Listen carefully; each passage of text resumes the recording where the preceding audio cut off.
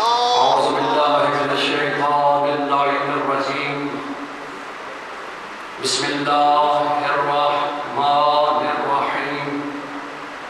الحمد لله الذي لا بداية له والدائم الذي لا أول لأوليته والآخر الذي لا مؤخر لآخريته والباقي بعد فناء القدر الليالي والأيام قسم فيهما بينهم الأقسام فتبارك الله المالك العلام الذي لم يلد ولم يولد ولم يكن له كفوا أحد. الصلاة والسلام على سيدنا مولانا أبي القاسم محمد وآله الطيبين الطاهرين المعصومين ورحمة الله على محبيهم ولعنة الله على أعدائهم أجمعين من ليلة هذه إلى يوم الدين وبعد الدين. أما بعد فقد قال سبحانه وتعالى في كلامه الحكيم وقوله الحكيم. بسم الله الرحمن الرحيم. وما ينطق عن الهوى إن هو إلا وحي يوحى. وقال رسول الله صلى الله عليه وآله يا علی أنت كمثل الكعبة. سلام علیکم محمد و اہل بیت محمد. قبل اس کے کہ جشن پڑھا جائے مجھے اپنے دل و دماغ سے یہ سوچ کر بتائیں کہ آپ واقعی جشن سننے آئے ہیں. تو آج کے دن میں اس کی زبان نہ چلے اس کی پھر چلنے ہی نہیں چاہیے. اللہ کرے اس زبان پہ ہمیشہ کے لیے تالے پڑ جائیں جو علی کا نام لے کر خاموش ہے. دیکھیں میں کتاب شروع نہیں کیا. جو مولا کو بلا فاصل خلیفہ مانتا ہے چاہے وہ اندر ہے چاہے زمانہ کی زینت بنا ہوا ہے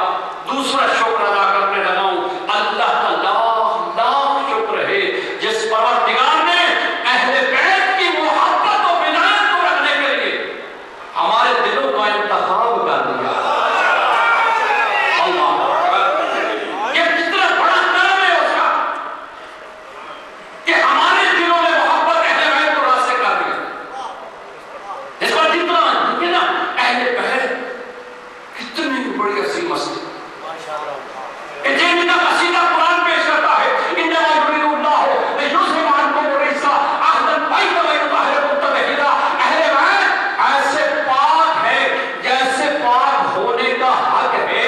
اداکار یہ قرآن پڑھتا ہے، قرآن کا قصیدہ پڑھا ہوا ہے. جب اہل بیت پاک ہے تو ان کی محبت بھی پاک ہے، ان کی ولایت بھی پاک ہے. یہی وجہ ہے کہ چھٹے امام فرماتے ہیں ہماری محبت اس قدر طیب و طاہرہ ہے کہ کبھی کسی غلیظ دل کو اپنا ٹھکانہ ہی نہیں بناتا. یہ معصوم نہیں، حدیث میں جس کی شرح کسی نے کہی ہے کہ یہ ہے کہ ناپاک زبانوں پہ یہ نام آ نہیں سکتے. اہل بیت ایسے پاک ہیں جیسے پاک ہونے کا حق ہے. مثلا مسلمان کو اللہ نے اتنی عقل دی ہے کہ وہ قرآن رکھتا ہے، وہ سوچتا ہے وہ جگہ پاک ہونی چاہیے، وہ الماری پاک ہونی چاہیے، وہ ہاتھ پاک ہونے چاہیے، وہ ظرف پاک ہونا چاہیے، وہ غلاف پاک ہونا چاہیے. جہاں قرآن کو رکھنا ہے مسلمان، تیری عقل قرآن کے لیے جب اتنے کام کرتی ہے، کبھی سوچا وہ کتنے پاک ہیں جن پر قرآن نازل کیا گیا. آپ نے توجہ نہیں فرمائی، قرآن پاک چیز ہے، وہ اس کے حامل بھی تو پاک ہو. لیکن آپ دودھ اللہ تعالیٰ کی نعمت ہے، پاک چیز ہے. آپ ایک جب اس کو کسی ظرف میں رکھنا چاہتے ہیں، آپ کی عقل سلیم کیا کہتی ہے؟ ایمان سے بتائیے گا. پہلے آپ برتن صاف کرتے ہیں، آپ کو کس نے کہا برتن صاف کرو؟ آپ کیونکہ اس برتن کو پاک کرتے ہیں جہاں جس دودھ کو رکھنا ہے، کیونکہ وہ پاک شے ہے. جہاں پاک شے نازل کی جائے گی، عقل سلیم یہ کہتی ہے پہلے ظرف پاک کیا جائے گا. اب اہل بیت کو اللہ نے جہاں جہاں اتارا تو اس جگہ کو بھی ایسے پاک کر دیا جہاں اہل بیت آنے تھے. اس لیے میں کہا کرتا ہوں کہ اہل بیت اگر یثرب میں آ جائیں تو اسے مدینہ منورہ کہا دیتے. نہیں، آپ نہیں سمجھے، یہ یہودیوں کا شہر تھا، یہ ایک ناپاک شہر تھا. اہل بیت کے آنے سے اتنا پاک ہو گیا کہ صرف مدینہ نہ رہا، مدینہ منورہ ہو گیا. اگر اہل بیت مکے میں آ جائیں اللہ اکبر اسے معظمہ کر دیتے. اگر نجف میں آ جائیں اسے اشرف کر دیتے ہیں. اگر کاظمین میں آ جائیں اسے شریفین کر دیتے ہیں. اگر کربلا میں آ جائیں اسے معلق کر دیتے ہیں. اگر مشہد میں آ جائیں اسے مقدس کر دیتے ہیں. اگر کسی بندے کے دل میں آ جائیں اسے مومن کر دیتے ہیں.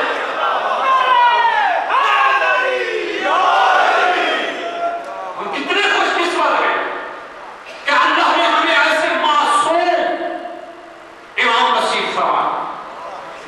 خصوصاً مولا کائنات اللہ اکبر علی ابن ابی طالب جیسے کتنے عظیم ہستی ہے. اور کیسے خوش قسمت ہیں ہم لوگ کہ ہمیں ایسے ہادی نصیب فرمایا جو اس قدر طیب و طاہر ہے. اللہ اکبر. دیکھیں قرآن مجید کی ایک آیت ہے ان علینا الہدیٰ.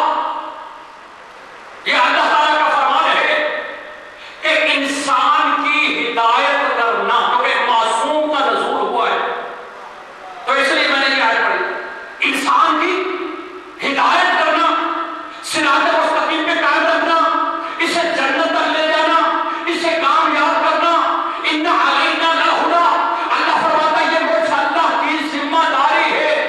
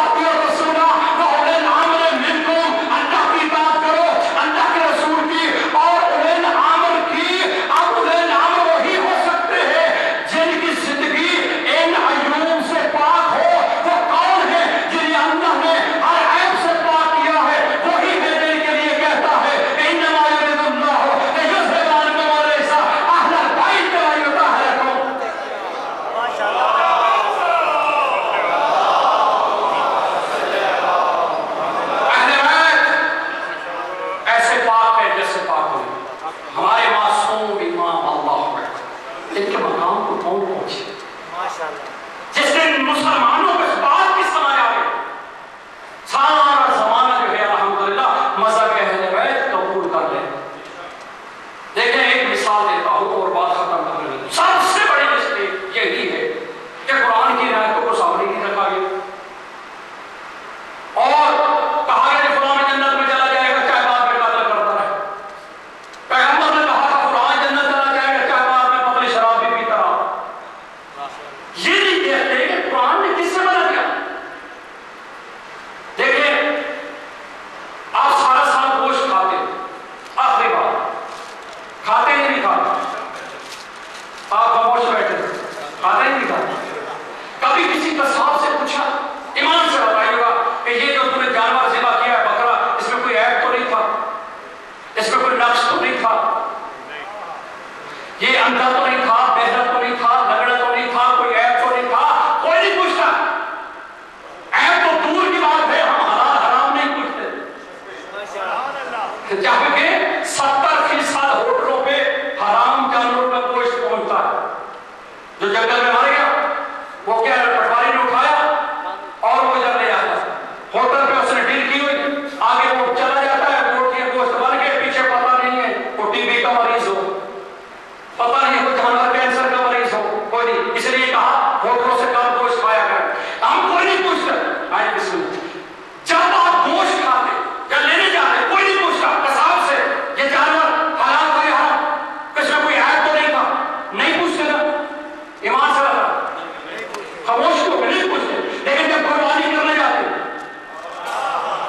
اور شریعت کا حکم ہے جو قربانی کی جائے جہاں کی جائے جو بھی قربانی کی جائے ایسا بکرا تلاش کرو جس میں کوئی عیب نہ ہو، وہ ٹانگ اس کی ٹانگ صحیح ہو، اس کے آنکھ صحیح ہو، پیدا نہ ہو، صحیح اس میں بکرا ہونا چاہیے، کوئی عیب نہیں ہونا چاہیے۔ جب پھر قربانی کے لیے اللہ فرماتا ہے لن ینال اللہ لحومها ودماؤها، اگر توجہ ادھر ادھر گئی تو بہت قیمتی بات ہاتھ سے نکل جائے گی۔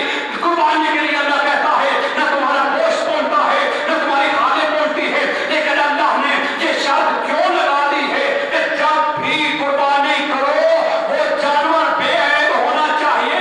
مسلمانوں اس کی وجہ یہ تھی جو دمبا جنت سے آیا تھا، جو قربانی جنت سے آئی تھی وہ بے عیب تھی، وہ بے عیب تھی، وہ بے داغ تھی۔ اللہ کی سنت یہ ہے جب بے داغ جانور کی جگہ پر کوئی جانور ذبح کرنا چاہو تو وہ بے داغ ہونا چاہیے۔ مسلمانوں جو بے داغ جانور کی جگہ پر داغدار جانور برداشت نہیں کرتا وہ معصوم نبی کی جگہ پر کھانے کو کیسے برداشت کر لے گا؟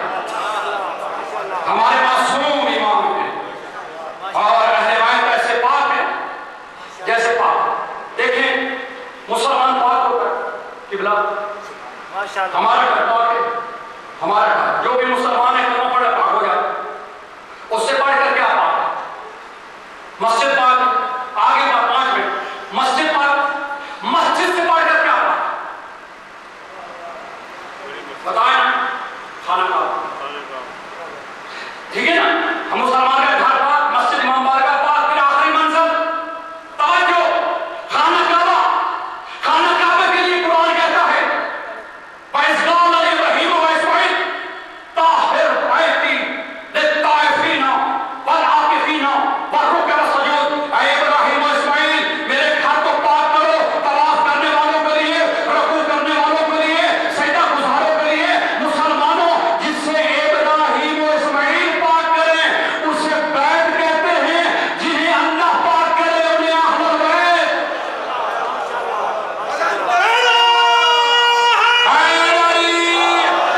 جنہیں اللہ پاک کرے، جنہیں نبی پاک کرے، اللہ انہیں اسے کعبہ کہتے ہیں، اور جنہیں اللہ پاک کرے انہیں مولود کعبہ کہتے ہیں، انہیں مولود کعبہ کہتے ہیں۔ حضرت علی کہاں پیدا ہو؟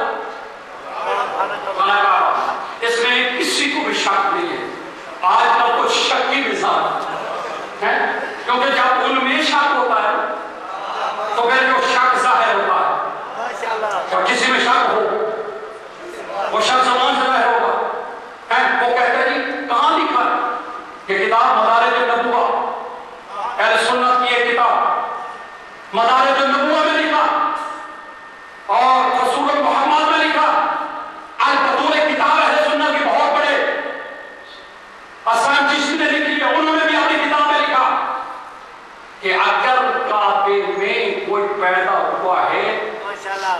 وہ صرف علی ابن ابی طالب، ماشاءاللہ، لم یولد فیہا الا علی ابن ابی طالب. کعبے میں صرف سوال یہ ہے کہ میرا مولا کعبے میں کیوں آیا؟ میرا مولا پتہ نہیں پیچھے کوئی موقع ملے نہ ملے کسی کو یہ بتانے کا، تو چلو میں ہی بتا دوں. میرا مولا کعبے میں کیوں آیا؟ آدم آیا اپنے گھر، نوح آیا اپنے گھر، ابراہیم آیا اپنے گھر، اسماعیل آیا اپنے گھر. اللہ اکبر، 1,24,000 نبی. ماشاءاللہ، یہی تو مولا کی فضیلت ہے نا. پھر سید الانبیاء وہ بھی اپنے گھر بیٹھا. یعنی مولا کعبے میں کیوں پیدا ہو؟ اچھا اس کا جواب اگر ہم روایت پڑھیں تو کہتے راوی جھوٹا، اگر حدیث کریں تو محدث نے کھڑ لی ہوگی. تو آپ قرآن سے پوچھتے ہیں اللہ کی کتاب تو بتا، تو بتا علی کعبے میں کیوں آئے؟ قرآن کہتا ہے بھائی میرا کام ہے اشارہ کرنا، میں بات کو بساس نہیں کرتا. اقیم الصلاۃ، نماز پڑھنی ہے، کیسے پڑھنی ہے میرے بارے سے بتائیں.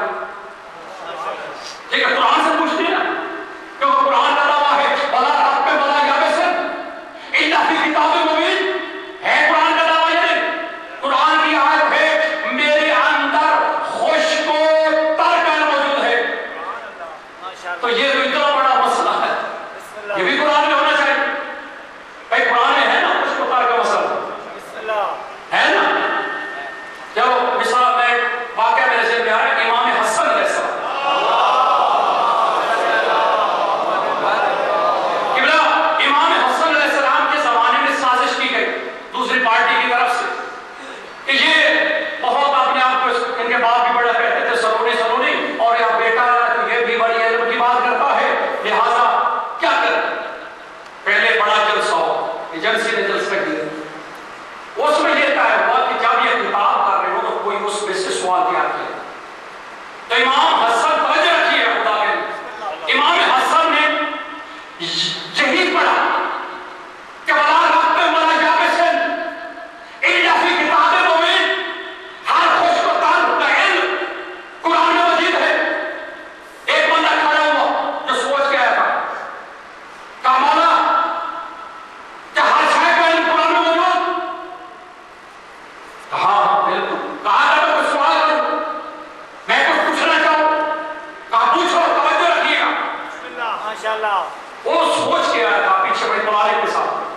کہا کہ یہ بتائیں میری داڑھی پتلی کیوں ہے، آپ کی داڑھی گھنی کیوں ہے؟ سوچنے والے نے کیا سوچا، میری داڑھی قرآن کا واقعہ ہے بلا رات میں بلا یابسن، میری داڑھی توجہ پتلی کیوں ہے. امام حسن سے جب انہوں نے کہا بلا رات میں بلا یابسن فی کتاب مبین، ہر خشک و تر کا موجود، ایک منافق کہتا ہے مجھے بتائیں کیا یہ بھی قرآن میں ہے کہ میری داڑھی پتلی کیوں ہے، آپ کی داڑھی گھنی کیوں ہے؟ مولا نے کہا بالکل ہے. کیا آپ نے سورہ رات کی آیت نہیں پڑھی؟ بلد الطیب یخرج نباتہ، جو زمین اچھی ہوتی ہے اس سے فصل اچھی نکلتی ہے، جو زمین خراب ہوتی ہے اس کی فصل بھی خراب ہو. مولا نے کہا اشارہ دے دیا نا، بتا دیا. قرآن میں ہر چیز کا علم موجود ہے، تو یہ بھی ہونا چاہیے کہ مولا علی کعبے میں کیوں آئے. میرا خیال ہے آپ نہیں سننا چاہتے تو میں جاتا ہوں.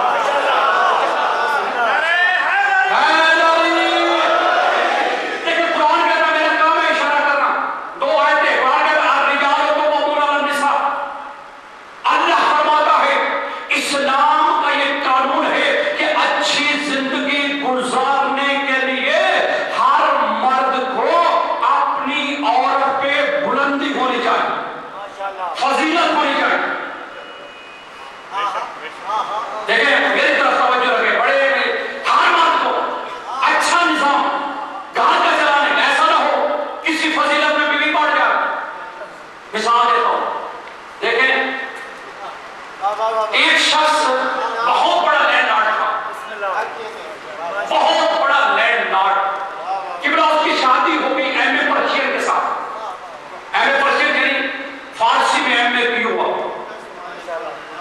لڑکی ایم میں،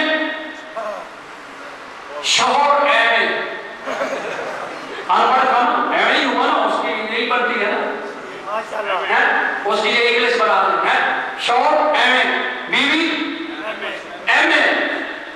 اسلام کیا کہتا ہے؟ ہر بیوی کو مرد سے اور مرد کو بیوی سے بہتر ہونا چاہیے۔ اس نے کہا کہ بھائی یہ تو ذمہ دار ہے، پیسے والا ہے، چلو ہمارے پاس علم تو ہے، اور جس کے پاس دو چار علم کی باتیں ہو نا اسے بیٹھنے نہیں دیتا بھائی، یہ علم کی مجبوری ہے، محفل میں بیٹھے گا تو دوسرے کو جھکانے کی کوشش کرے گا، دو چار باتیں مولوی کو سن کر پھر مولوی کے گلے میں پڑ جاتے، دو چار ذاکروں سے سن لی باتیں پھر جہاں مولوی سے جا کے پیسے کرتے ہیں۔ علم تو ایسی چیز ہے کہ وہ جس کے اوپر تھوڑا سا آ جاتا ہے اسے چین نہیں لینے دیتا۔ اب بیوی تھی ایم میں، شوہر تھا ایم میں، اس نے کہا چلو شادی ہو گئی ہے، میرے پاس بھی علم ہے، تھوڑا سا روک دے باتیں۔ اب فارسی کے شعروں کی یہ کتاب ہے دیوان حافظ، اس نے کہا کہ جیسا نے اس لیے سنا رہا ہوں صاحب جی آپ نے دیوان حافظ کتاب دیکھی ہے؟ اس نے کہا میں کئی دیوان حافظ دیکھ چکا۔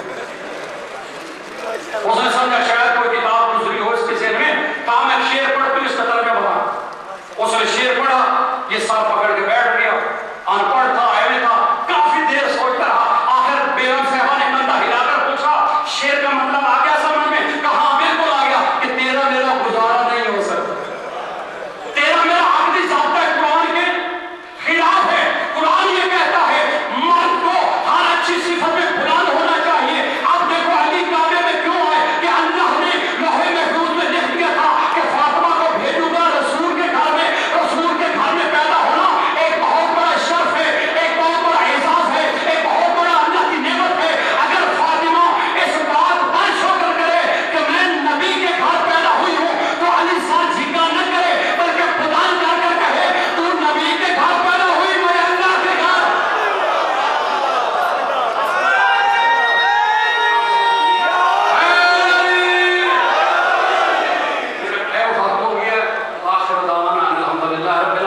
تمام برادران بھائیوں کو مولا کے اس جشن کی مبارکباد۔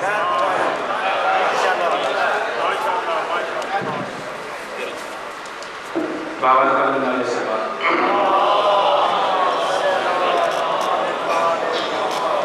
جو حضرات بات کر رہے ہیں ان سے گزارش ہے وہ تشریف پہ آئے، جو ہمارے مقامی رضاخواں ہیں ان سے گزارش کروں گا کہ بہت مختصر تاکہ شوکر صاحب آگے یہ محفل اپنے وقت پر اختتام پذیر ہو جائے۔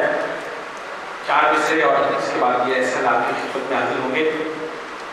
نام علی لیا نہ کرو تم نماز میں، مسجد میں لوگ کہنے لگے مجھ کو ٹوک کے۔ نام علی لیا نہ کرو تم نماز میں، مسجد میں لوگ کہنے لگے مجھ کو ٹوک کے۔ میں نے کہا علی میری سانسوں میں ہے بسا، میں کس طرح نماز پڑھوں سانس روک کے۔ مولا علی کا یہ جشن تنویر شیرازی اللہ نے زندگی اور ان کے کاروبار میں برکت عطا فرمائے۔ یہ اب باقاعدہ اس شہر کی روایت بنتی چلی جا رہی ہے اور ایک نسل ہٹ رہی ہے اور ایک نسل اس کو سنبھال رہی ہے۔ ورثہ کہتے ہی اس کو ہے کہ جو کچھ باپ دادا سے لیا ہو وہی بچوں کو منتقل کیا جائے۔ اگر باپ دادا بغیر کسی شک کے یا علی مدد کہتے ہیں تو بچے کو بھی بغیر کسی شک کے یا علی مدد کہنا چاہیے۔